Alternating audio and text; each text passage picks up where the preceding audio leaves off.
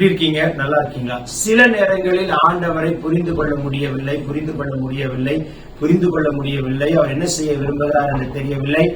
சில நேரங்களில் ஆண்டவர் என்ன செய்ய நினைக்கிறார் என்று தெரியவில்லை. ஒண்ணுமே புரிய மாட்டேங்குது, மைண்ட் எல்லாம் போராட்டமா இருக்கு. நிறைய முறை நம்ம யோசிக்கிறோம்.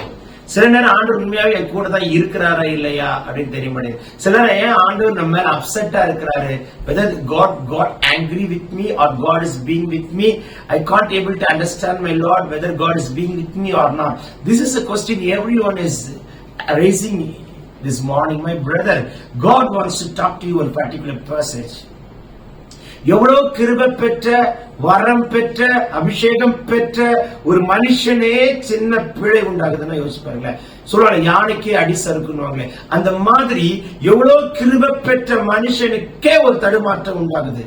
இதெல்லாம் நம்ம ஏன் பைபிள படிக்கிறோம்னா, நீங்களும் நானும் தடுமாற்றம் இல்லாமல் நின்று ஜெயிக்க கர்த்தர் நமக்கு ஞானமும் பலனும் கிருபையும் தரும்படிக்கு கர்த்தர் பேசிக் கொண்டிருக்கிறார். Let us turn the book of 2 Samuel chapter 24 verse 1 and 2. கர்த்தருடைய கோபம் திரும்ப இஸ்ரவேலிலும் உள்ளது. இஸ்ரவேல் யூதா என்பவர்களை லக்கம் பார் என்று அவர்களுக்கு விரோதமாய் சொல்லுகிறதற்கு தாவீது ஏவப்பட்டார். ஏன் தாவீது நீ ஏவப்பட்ட? இலக்கம் பார்த்தாய். அந்த லக்கம் பார்க்கிறதுல கர்த்தர் கோபம் வந்துச்சு. ஏன் கர்த்தர் கோபம் வந்துச்சு?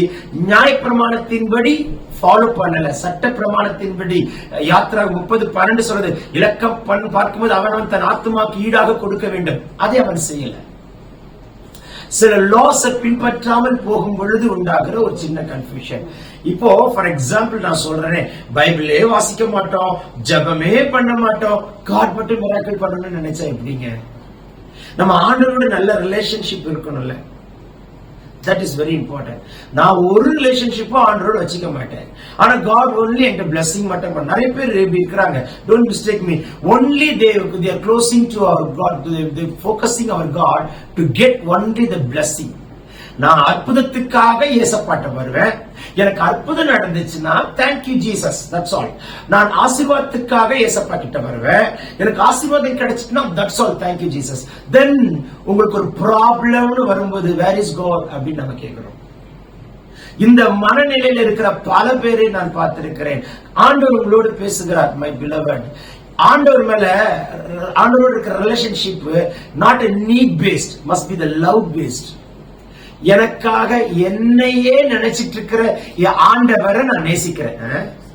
இப்போ அப்படி நம்ம ஆண்டவரோடு க்ளோஸா இருக்க நம்ம ஆண்டவர் உதவி செய்வாராக. ரெண்டாவது சொல்றாரு, எந்த செஞ்சாலும் ஆண்டவர்கிட்ட ஒரு வார்த்தை கேட்டு கேட்டு கேட்டு கேட்டு. இப்போ வைஃப் அண்ட் ஹஸ்பண்ட் இருக்கான்னு வச்சுக்கலாம். ஹஸ்பண்ட் சொல்றாரு, என்ன செஞ்சாலும் எனக்கு ஒரு வார்த்தை சொல்லிட்டு செய், என்ன செஞ்சாலும் எனக்கு ஒரு வார்த்தை சொல்லிட்டு செய், எனக்கு தெரியாம இது செஞ்சிடாது, நீ காசு விஷயத்துல கொடுக்கறதா அப்படின்னு ஹஸ்பண்ட் வைஃப் சொல்லுவாங்க. பாத்தீங்களா?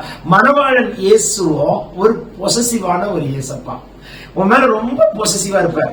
ஏன்னா என் பிள்ளை எல்லாத்தையும் என்கிட்ட சொல்லி சொல்லி சொல்லி சொல்லி சொல்லி சொல்லி செய்யணும்னு நினைப்பா. இப்போ நீங்க எல்லாத்தையும் அவன்கிட்ட சொல்லி சொல்லி சொல்லி செய்யறீங்கன்னு நினைச்சுக்கோங்களேன்.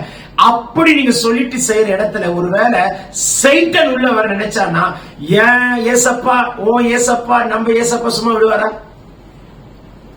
ஏய், யார் நீ என் பிள்ளைக்குள்ள கை வைக்கிற? யார் நீ என் பிள்ளை குடும்பத்துக்குள்ள நுழையிற? யார் நீ என் பிள்ளைகளுடைய குடும்பத்தின் பிள்ளைகளுக்குள்ள கை வரைக்கிறேன்னு நேசர் எழுந்து நிற்பார். I'm telling you, எழுந்து நிற்பார்.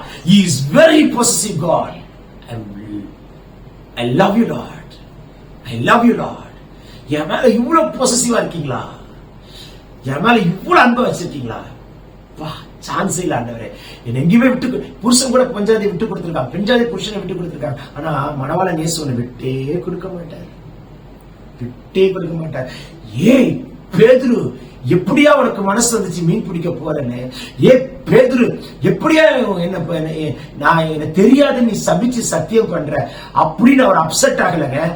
அவனுக்காக பொரிச்ச மீனை வச்சுக்கிட்டு கரையோரமா உட்காந்துட்டு காத்திருக்கிற அன்பை பத்தி பேசிட்டு இருக்கிற. பொரிச்ச மீனை ப்ரிப்பேர் பண்ணிட்டு, உனக்கு பொரிச்ச மீன்லாம் ரொம்ப பிடிக்கும்ல, வா நான் வெயிட் பண்றேன், வா வா நான் வெயிட் பண்றேன். அப்புறம் ஏங்கி கேட்கிறார், என்ன நேசிக்கிறியா, என்கிட்ட அன்பா இருக்கியா, என்கிட்ட அன்பா இருக்கியா? உங்ககிட்ட நான் பணம் கேட்கல, சொத்து கேட்கல, வீடு கேட்கல, நிலம் கேட்கல, அன்பு கேட்கிறேன். ஏன்னா உனக்காக நான் உயிரையே கொடுத்து அனுபவிச்சிருக்கேனே, தோணல? நீ 3 வருஷம் கூட பழகினியே, தேவைக்காக பழகினியோ, சுயநலத்துக்காக பழகினியோ, உண்மையான அன்போடு நீ பழகலையா? எப்படி இருக்கு யோசிச்சு பாருங்களேன். இந்த வார்த்தை ஆண்டவர் கேட்கும் போது, இப்போ நான் ஏன் இப்படி வச்சு கேட்கிறேன்னா, என் மனவாளனும் அப்படித்தானே என்னை பார்த்து கேட்கிறாரு. எவ்வளவு அற்புதம் செஞ்சிருக்க, கேட்டதெல்லாம் உனக்கு தந்திருக்கிறேன். ஏதாவது உனக்கு குறை வச்சேன்னா, உன் கிட்னி நல்லா வேலை செய்யுது, உன் லிவர் நல்லா வேலை செய்யுது, உன் லங்ஸ் நல்லா வேலை செய்யுது, ஹார்ட் நல்லா வேலை செய்யுது, எதுலுமே நான் பழுது வைக்கல. நீ போகும்போது வரும்போதெல்லாம் உன் கூடிய பக்கத்துல நிழல் போல வந்து டிராவல் பண்ணிட்டே வர தெரியுமா? நீ அழும்போது உன்னை தட்டி கொடுக்குற உனக்கு தெரியல. நீ சோர்ந்து இருக்கும்போது உன் பக்கத்துல உட்காந்து அவன் திடப்படுத்துற உனக்கு தெரியல. இந்த அன்பு தாங்க பெருசு. சோ ஆண்டவரே, நீங்க எதுலையுமே ஆண்டவர் என் மேல வருத்தப்பட்டுறாதீங்க. நான் என்ன செஞ்சாலும் உங்களை சொல்லி சொல்லி சொல்லி சொல்லி சொல்லி செய்யறேன். உங்க மனசை நான் ஹர்ட்டே பண்ணக்கூடாது. Because you love me so much. இந்த நாளில் வானம் திறக்கப்படுகிறது. இந்த வார்த்தை அலங்கரிக்கிறார். பரலோகம் உங்களை வாழ்த்துகிறது, பரலோகம் உங்களை ஆசீர்வதிக்கிறது. ஆண்டவருடைய கரம் உங்களை தொட்டு ஆசீர்வதிக்கிறத பாக்குறேன். இந்த நாள் ஒரு மிராக்கிள் நடக்கும். கண் அதிசயத்தை காணும். இயேசு நாமத்தை சாட்சி சொல்லுங்க. Amen, amen, amen. God bless you. Have a blessed day.